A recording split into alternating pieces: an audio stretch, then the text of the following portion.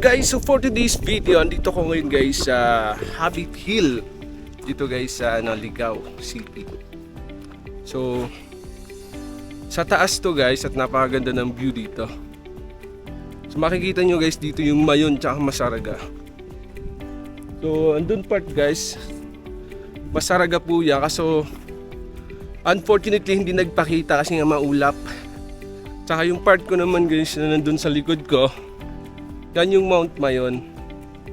So napakagandang pasyalan dito guys. Pero mas maganda kung pupunta kayo dito, maganda yung panahon para magpakita si Mayon tsaka si Masaraga. Mas maganda guys yung view. At madami pang ibang pasyalan dun sa baba. Napakaganda guys sa baba. So ituturo ko muna kayo guys dito sa napakagandang Hobbit Hill. Let's go!